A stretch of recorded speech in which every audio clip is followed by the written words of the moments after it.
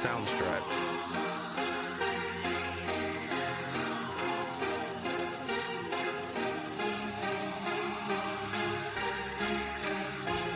Soundstripe.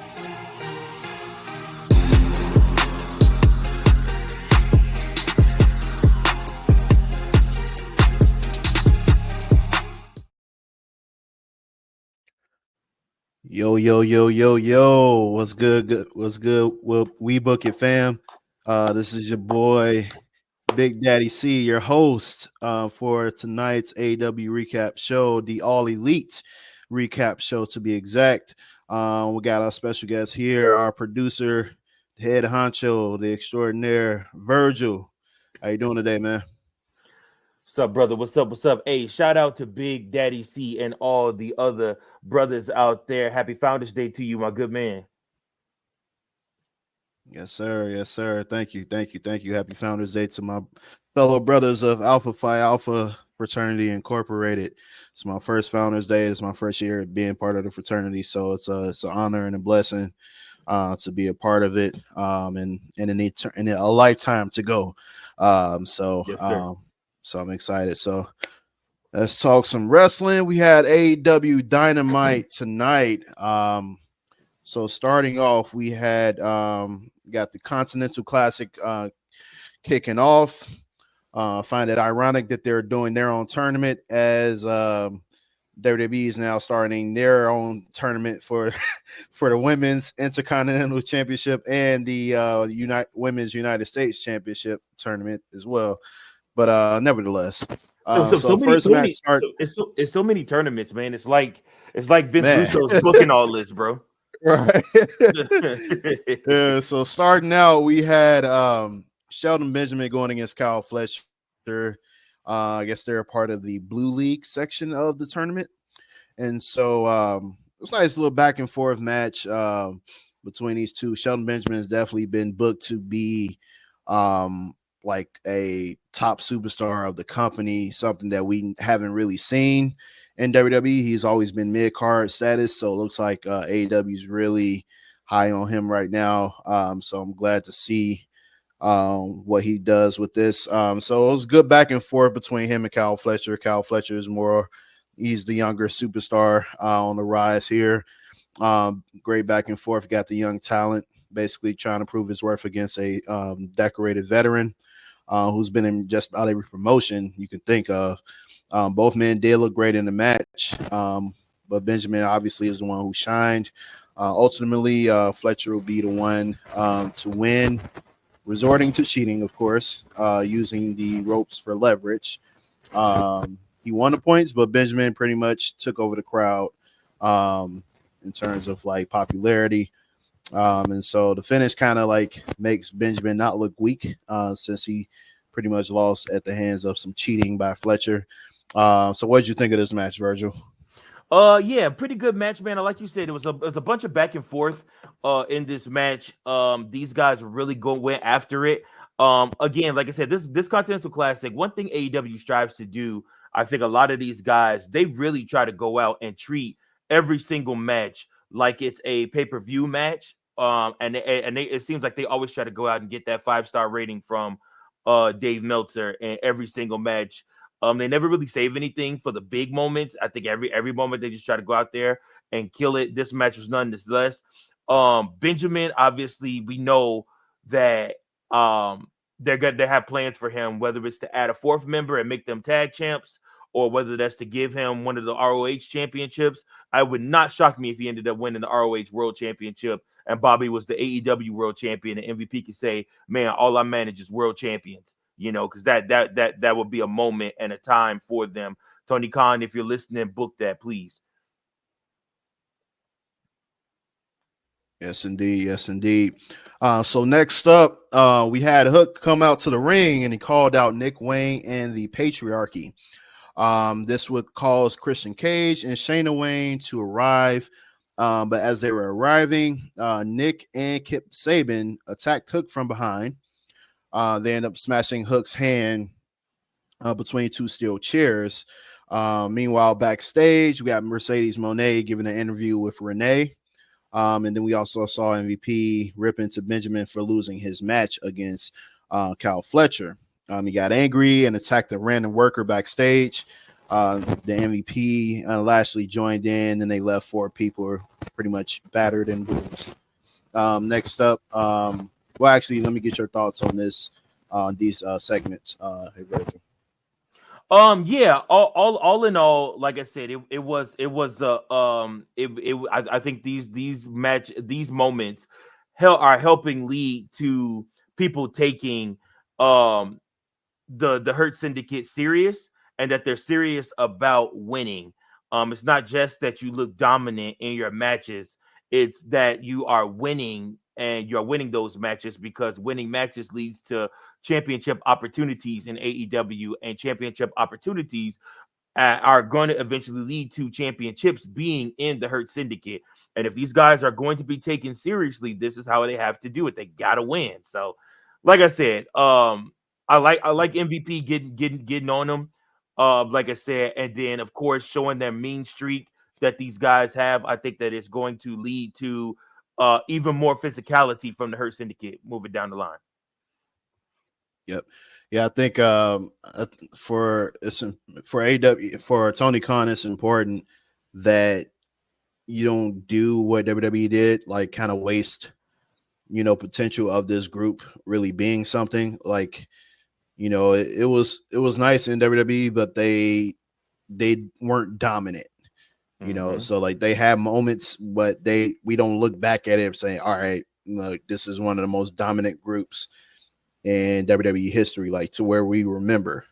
Like we won't remember them like an Evolution. We won't remember them like a NWO or the Shield.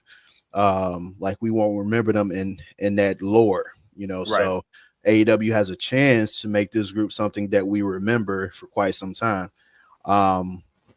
So next up we have the Dynamite Dozen Battle Royal featuring Kyle O'Reilly and the others. You had Evil Uno and Mark Davis included in this match as well. Evil Uno was eliminated by Mark Davis. You had Top Flight eliminated by their own allies, who happened to be Leo Rush and Action Andretti. But most people who had a partner in the match pretty much worked together. It's the typical battle royal stuff that you see every time. Lance Archer and Brian Cage, they were pretty much dominating, being responsible for a lot of them eliminations throughout the match. Cole and Kyle O'Reilly, along with Lance Archer and Brian Cage, will be the final 4. Cole and Kyle O'Reilly would be the last 2 to end up in the match. Basically, be the last 2.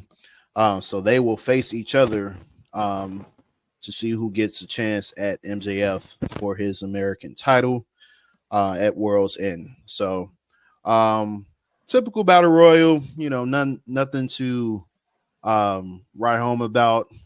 Pretty much just if you think about the actual storylines that are involved with it, you want to pay attention to it in regards to Adam Cole, Kyle O'Reilly, as well as Lance Archer and Brian Cage having their presence known. So what did you think of this, Virgil? Man, like I said, it's like you said, it's something to keep your eye on. But again, I get that they're trying to take the Punk approach with keeping you hooked in with having Adam Cole be on TV, so you don't forget about him, but he can't really wrestle yet and stuff like that. So I understand that approach, but I think I believe it was Coachman that said that this feud is like DOA at this point, man. It's just to the point where it's like, it's over, man. Like, like they need to move on. Like it's too many injuries, and the MJF is doing this movie, so he's cutting vignettes. He can't actually be where be there all the time, to make this really mean something, to feel something. And then Adam Cole's still not cleared to wrestle yet, so it's tough. Wait, what movie is MJF in now? He's doing Happy Gilmore 2 with Adam Sandler. It's gonna come out on Netflix. They're doing a Happy Gilmore 2. Yeah, Oh yeah, god, then yeah. ain't the same no more, man. Because several people from the movie are no longer of this earth. So I don't Correct. know how it's gonna work this time. Oh Correct. man, but yeah, let's move. Let's move on. After this, we had let's see, typical backstage antics with Mercedes Monet and Renee, telling her to not say Camille's name, and then said it herself at least 3 more times. So that was kind of a weird moment. Um, let's see here. Next up, we have Max Caster versus Swerve Strickland.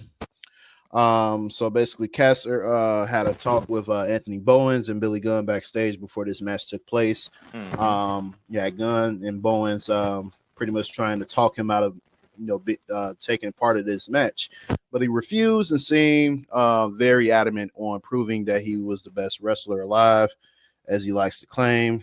I don't know about all that. Um, so after Caster was done with his usual pre-match rap, Swerve attacked him. He rolled him into the ring to begin the match. Then they took the fight right back outside the ring.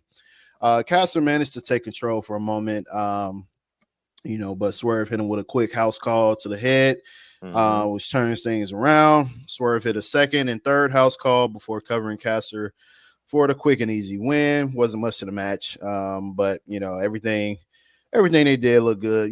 Swerve, so he gonna make things look pretty nice in the Sure. ring. Um, and then before exiting the ring, Swerve would hit a swerve stomp at the crowd's request. So, what did you think of this match, Virgil? Whose house? It ain't Swerve's house no more. Oh, okay. It's not Swerve's house anymore, man. He has fallen off. The decline is real. It's unfortunate, but it is real, man. Like I said, he had so much momentum before he became AEW World Heavyweight Champion. But I think that his title run itself was damn near snake bitten. Like I said, and then on top of that, like I said, it just never really materialized where it needed to. It was sad, man, because again, he's such a good talent and people love him. But like I said, it's just one of those things where like he's just losing steam. So I don't know, man. I don't know. I just I want Swerve to regain some of that lure about him, but it's gonna take the right feud and him going over in that feud and having just really good matches. He can get in the ring and work with anybody. But like I said, it's just one of those things where I just see they feel like he's lost a step or two, man. Maybe that's just me. Maybe I'm tripping. Let me know. Y'all let me know in the comments if I'm tripping. If it's still Swerve's house, cool. But for me, it don't feel like it. Yeah. So moving on, we have Pac versus Jay White. Pac is 1/3 of the AEW World Trios Champion. You have the Jay White and his crew pretty much have been feuding with the where they're no longer called the Blackpool Combat Club. They're called the Death Riders. Yeah. So Which ain't a bad name either. yeah, it's The not. It's definitely it's not a bad name at all. Um, and then so basically, this is what I think personally. This was the best match on the card Sure. tonight. We know what Prop brings to the table. Jay White, these guys have been performing all over the world. And so to see these two in the ring, they really have good chemistry. Prior to this, MJL spoke in a video package promising to retain his Dynamite Diamond ring while mocking Cole and Kyle O'Reilly. Going into this match, of course, the Death Riders were accompanying Pac through the crowd. Jay White had the upper hand at first, and Pac eventually took his frustrations out on Yuta by shoving him for no reason while he took a breather. Like I said, this was a competitive match that pretty much felt very personal as it should. They weren't like when you think about Pac, you think there's a lot of flash going on. Same with Jay Right. White, but in this particular match, there was no flash going on. They were pretty much trying to like kick each other's ass throughout this entire match. Switchblade Mm-hmm. was pretty was kind of he was bleeding a little bit from the mouth. mouth is locked in. The brutalizer and the standing. Oh, we lost audio. See.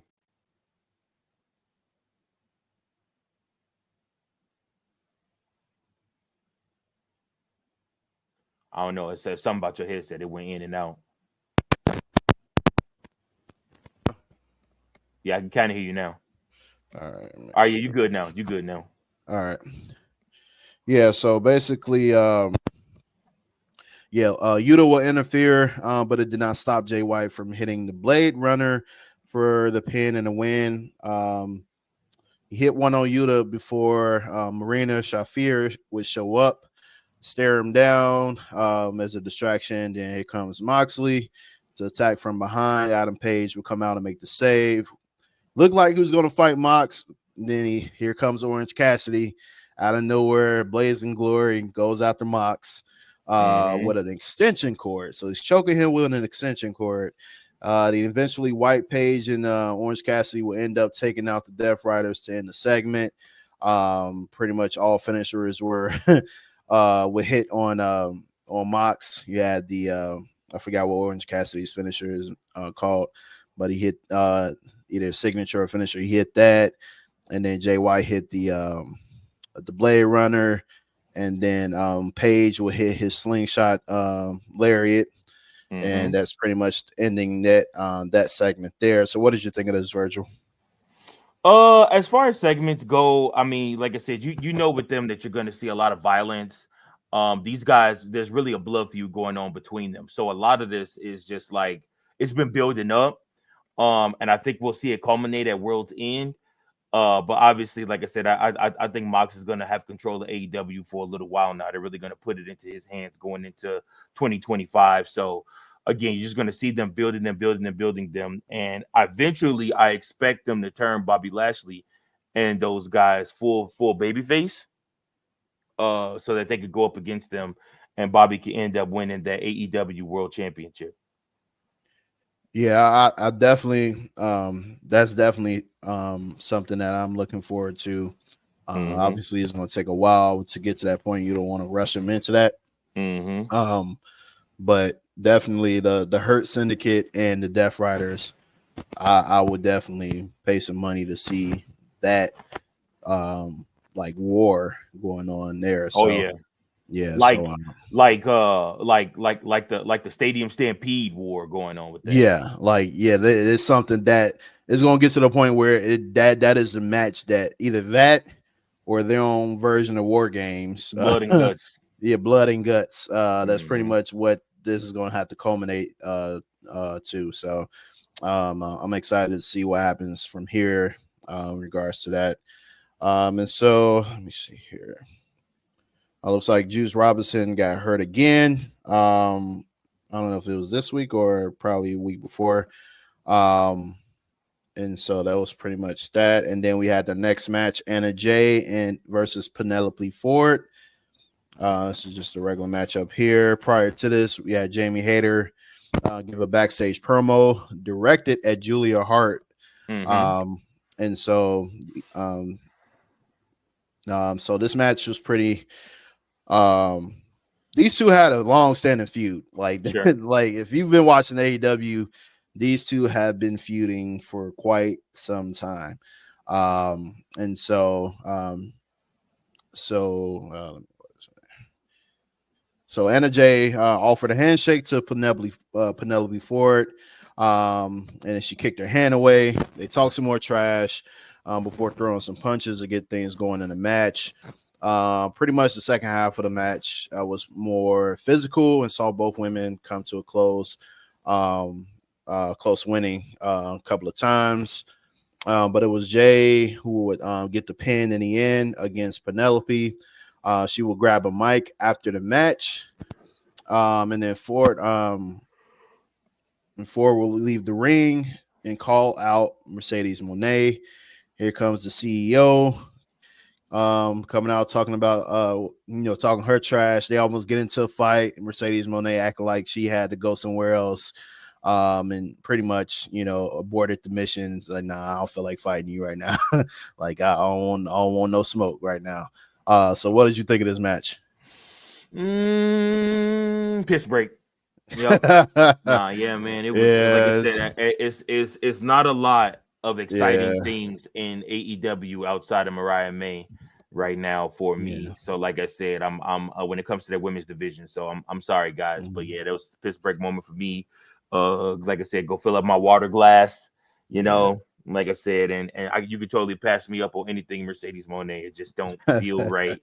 It don't feel right. It just none of it feels right at all. It all feels wrong. It feels like this, like she's putting on something, or like it's like a counterfeit Sasha Banks, basically, Yeah. like I said in Yeah. AEW. So I mean, I just don't feel right. I don't know. Like I said on the main pod episode a while back, like it's certain things where she had chemistry with so many of the women in WWE right now, like that's there now, and who are some of the top women in their respective divisions, whether it's Raw, SmackDown, or NXT.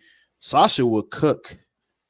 I mean, well, Mercedes Moné, Sasha, whatever you want to call them, would cook with any of the roster, NXT, Raw, SmackDown. She would cook with anybody because it's just a different chemistry, especially her coming up in NXT. It's just with AEW, just everything seems off with whoever she's feuding with. And like I just don't see the chemistry there with anything. And the fact that they rushed her into being a champion already this soon, it definitely does not help matters. So I think for me, I feel like it's really a chemistry issue. And then you think about the four horsewomen, hers, Bailey, Becky, Charlotte. Like, yeah, we saw a lot of matches between those four, but it was money. Love it or hate it, it was money. It provided great storylines, great television, and I think you this is a prime example of the grass ain't always green on the other side. Yeah, you're getting paid more money. You get a little bit more freedom, but at the end But of the but day, but but that's the at the end but of the day, is it really worth it? Is it if the crowd is not sold on you, like they're not really interested in it, like then what is your purpose of like really like doing this thing? Like, because obviously you're doing it for the love of it, but if the fans are like just whatever, then what? You know. she wanted the respect of Charlotte Flair and Becky Lynch. She got their money, but she still doesn't have their respect. Mhm. She's still on the lower tier of the of the four horsewomen, and that's a shame because had she stayed in WWE, had she not done the stuff that she did, you know what I'm saying, walked out like that and everything like that. I mean, she definitely could now be on that tier, especially with Charlotte and Becky being out right now. Could you imagine her cooking with Liv Morgan? Could you imagine her being in War Games? Could you imagine, her and Bailey, the role models back together, I'm sorry, the Bosshood connection back together, you know what I'm saying, doing their thing, making money that way. I mean, there's so many stories that she's wrapped up in and tied into there. She eventually will go back. Everybody does. But I hope it's a CM Punk return and not an Alundra Blaze return, if that Mm, makes sense to you. I got you. Oh yeah, it's definitely gonna be a CM Punk type return. I feel like you think about everyone that has left WWE to go to AEW and then came back. Mm-hmm. Like it's been a great pop. Like when they came back. So I think Yeah. she's definitely due for that. Hope she goes back to her old theme when she does come back to WWE, like the very first one she had, like when she like became the boss. And so we'll see what happens from here on out with Mercedes Monet. But I think, as far as I know, with her time in AEW, it's not looking good. So moving on, we have Chris Jericho had his little quick segment, his little news type segment. Um, Plugged an appearance on ROH for tomorrow. I forgot ROH is still doing shows. And then we had a return vignette for Bandito, who's been out of action for quite some time. And so right after that, we have our main event: Brody King versus Claudio Castagnoli, Continental Classic matchup, part of the Gold League. And so prior to this, we had Mina Shirakawa confronting Mariah May, issued a warning during a backstage segment before we got to the match. So these two powerhouses locked up, man. They fall for control for majority of the match. Got the Swiss Superman, throwing in a few shots. Brody King quickly put him down with a single blow, which is you rarely see Castagnoli get manhandled. And so eventually Castagnoli began focusing on Brody King's injured right arm as we got to commercial break. We return. The powerhouse of the House of Black would begin building up ahead of steam. This was just a amazing display of two powerhouses, man. Like two different style of powerhouses. You got one athletic powerhouse, like Flair style, like while you got a traditional, like just a bully, like super heavyweight power in Brody King. And so like they have their own, like I said, they have their own powerful way in their matches. But it's a classic, and so Claudio will eventually pick up the win and get 3 points with the neutralizer. But Brody King, he held his own. He put up a tough fight. So what did you think of this match here, Virgil? Yeah, I think that the match itself, anytime you get two heavy hitters like this in the ring, the match itself is never going to fail. Like I said, it can't fail because you just get two guys that are very skilled. It's like you said, wrestling is a lot about chemistry. Who your dance partner is matters a lot, and I'm always any Castagnoli match, I'm always in on from jump already. And then you put somebody like Brody King that's physical as well in there with them, and you get two physical guys in there that's just gonna go head to head and just bump, man. And like I said, it's good. It's just always good. Nothing bad can happen from that. So I enjoyed the match. I thought it was the match of the night for sure. And a good way for AEW to end, putting those two in the main event. Yep, yes, indeed. And Castagnoli is now leading the Gold League with 6 points. So we would definitely see what happens as the weeks progress with that. I think I mentioned it before that this system that they have here is kind of like TNA with their Bound for Glory, their little Bound for Glory tournament point system thing that they have. So it's pretty interesting to see what they do, how this progresses leading up to World's End. Sure. So that is the main event here. Final grades that you would give this show, Virgil? C+. Okay. Yeah, I'll give it a nice little B-. Nothing nothing to write home about. Had a good main event, good couple of matches with Swerve and Caster, and then you had Jay White and Pac. So nothing too crazy. Like I said, it's just a typical night. I think as we get closer to World's End, things will start to pick up a little bit more.